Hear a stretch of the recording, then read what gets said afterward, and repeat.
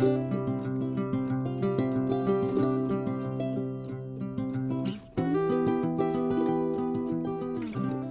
right, welcome back.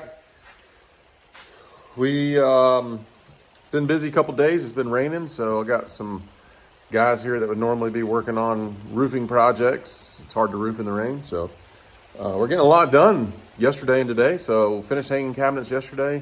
This morning, started hanging cabinets yesterday. Finished garage doors yesterday, and we got a load of tongue and groove pine for the ceilings on our porches, so we're going to start staining that today.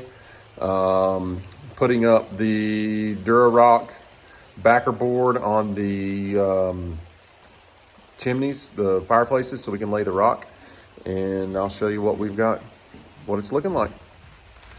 So there's our tongue and groove that we got this morning. So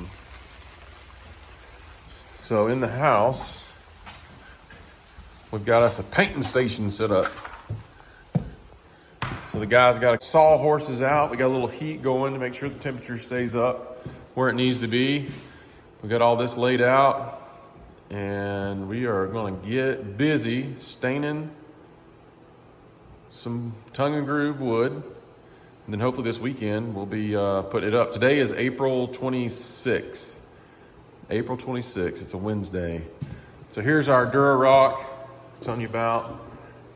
And we put up a little bit earlier. There you can see that's gonna go on the fireplace so we can lay our rock against it, and that will look just like a masonry fireplace. One thing to pay attention to if you're ever doing this stuff is that instruction right there. Smooth side for mastic, rough side for mortar. So we use mortar for rock and whatnot, so this is the rough side.